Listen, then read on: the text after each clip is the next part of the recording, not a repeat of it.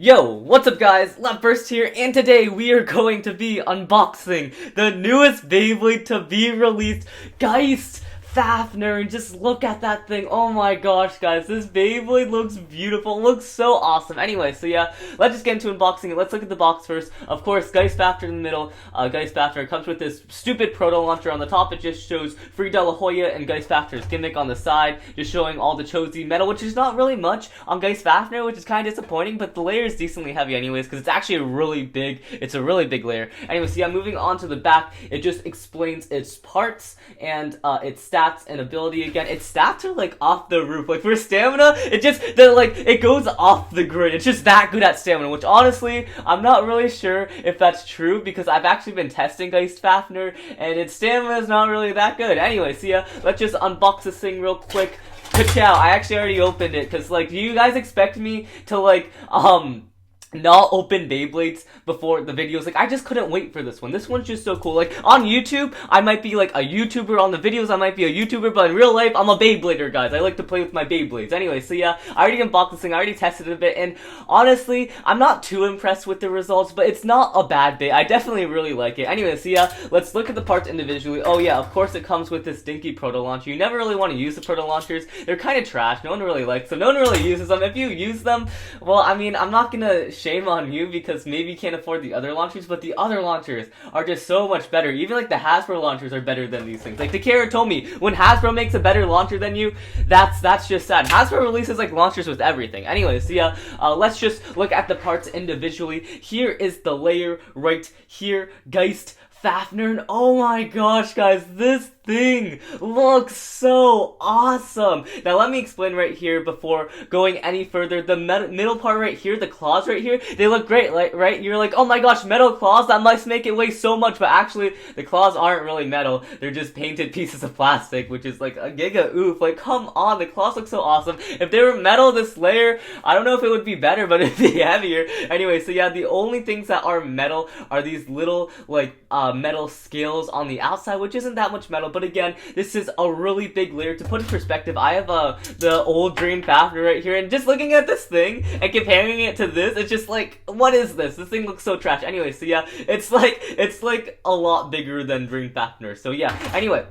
So, let me explain the gimmick right here. Of course, it has rubber Fs, just like the old Dream Fafnir, except the old Dream Fafnir, only like the little, like, part of the F right here was exposed. This time, all the part right here is exposed with rubber. So you have a bunch of rubber contact, and it's awesome. But it's also shaped a lot like Valkyrie for some reason. Am I the only one that thinks that? It has, like, this triangular shape that reminds me of Valkyrie's wings. Like, here, I have Valkyrie right here. Doesn't that look like Valkyrie? It looks like a reverse Valkyrie, like if Valkyrie's wings were facing the other way. That's what Dream Fafnir looks, or Geist Fafnir looks like to me. I'm gonna call it Dream Fafnir a lot just because I'm used to calling Fafnir's Dream Fafnir, but so if I slip up, forgive me, but it's called Geist Fafnir. Anyway, so yeah, it has a kind of Valkyrie design just because its wings are like so out there and just so triangular. Kind of reminds me of an attack type, and it looks so awesome too. Anyway, so yeah, let me explain the gimmick. Again, rubber Fs, and when it's spinning at a low velocity, the rubber Fs will be exposed, but when it's spinning at higher velocity, so higher speeds, it'll the rubber Fs will go in, exposing more plastic and giving it more stamina, I guess. Also, look what happens when the rubber Fs go in. The jaw like moves and it like chomps down. It's so awesome. It's so cool. And you also look at this thing. A big pet peeve I had with the old Dream Fafnir was that the green god chip, it just didn't match the layer itself. Like, the only thing that was green on the layer was the god chip. I just thought it looked so ugly. I didn't really like it. But Geist Fafnir, that green emerald like god chip, I mean, it's not a god chip, that green emerald, what do we call that, like a gem or something in the middle? It just looks so awesome because you flip it over and the bottom's also green and emerald, so the colors just look so good. They match, it's so appealing, and it's so awesome. This is definitely, I would say, my favorite Cho-Z base so far. Probably not my favorite Beyblade in general. I definitely still like Storm Spriggan, or Legend. I mean, all the Spriggan Requiem the best, but this thing is probably the best designed Cho-Z layer. And also, I heard Spriggan's getting a Cho-Z layer, so I'm pretty hyped for that in the future. Probably coming out like this month or next month. I don't know. It's gonna be crazy. Anyway, so yeah, let's look at the teeth real quick. Here are the teeth. Also, oh wait, let me show the teeth before I get distracted again. The teeth are alright. They're kind of like Dream Fafnir teeth, maybe even a little weaker. I'd say they're around the same. Anyway, so maybe because maybe the reason they didn't make the metal claws a thing they made of plastic was because there's like giant metal bolts right here. Maybe that adds a lot of weight for like the teeth and stuff. Anyway, let's move on to the next part. What? Actually, before we move on, I just want to look at these things again. Look how much of an upgrade this thing got. It's like, this thing when it came out, it looked so cool. It was so awesome. It was like, oh my gosh, there's no way they can top this design. But then they made this thing. It just looks so good. It's so good. I love this one so much more. It looks so much better than this one. Although I still think this one's better performance-wise. But this one, it just looks so awesome. Like, for me, even if a Beyblade sucks, it looks amazing. It's a amazing Beyblade. I can't even talk. It's an amazing Beyblade in opinion, because honestly, I like aesthetic Beyblades more than competitive Beyblades. That's just me. Like, if a Beyblade's really ugly, but it's really good, I'm probably still not gonna like it. But if a Beyblade's like, looks amazing, but it's horrible in battle, I'm probably gonna choose the one that looks horrible. I mean, the one that looks amazing in horrible in battle. Anyway, so I don't know what I'm talking about. Let's move on to the next part. Here is the 8-dash disc. Nothing much to say. This kind of looks like an upgrade version of the 8-disc. Yeah, that's basically all it is to it. Just adds a bit more metal to it. Also, is it me? Or I always thought 8 looked like an upgrade version of the knuckle disc.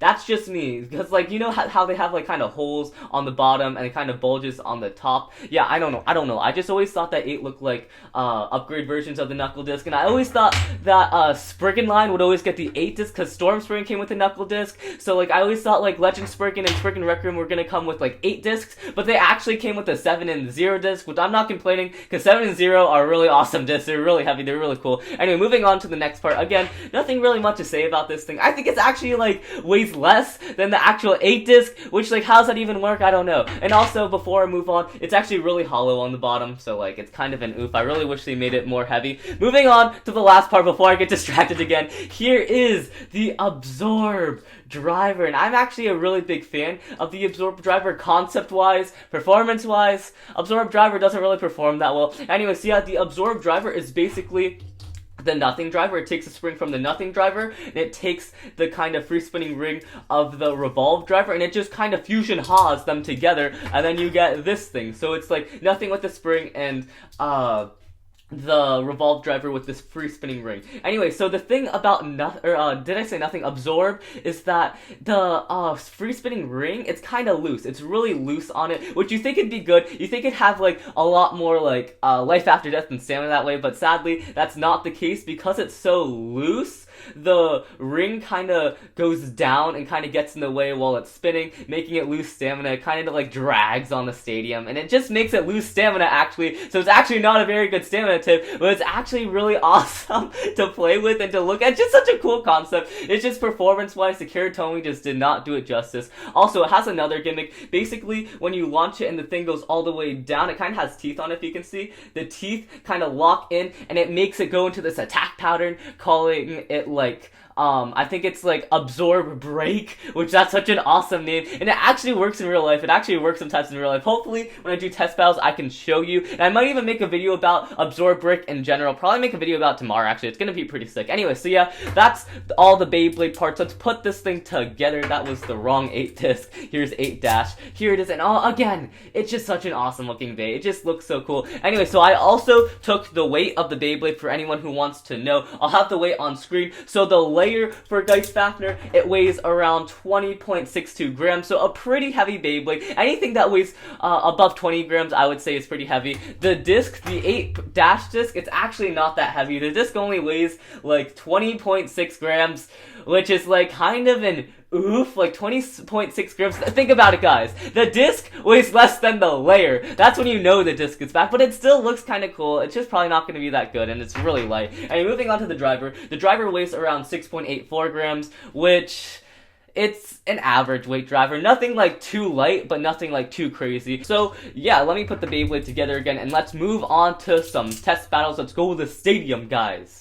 Alright, so test launch time. I have Geist Fafnir right here. Also, I put the proof frame on. I'm going to be using the Free De La Hoya launcher, so yeah, let's just do a test launch real quick. I'm gonna try to perform the Absorb Break, but we'll see what happens. I'm not really that good at launching, so yeah. 3, 2, 1, go.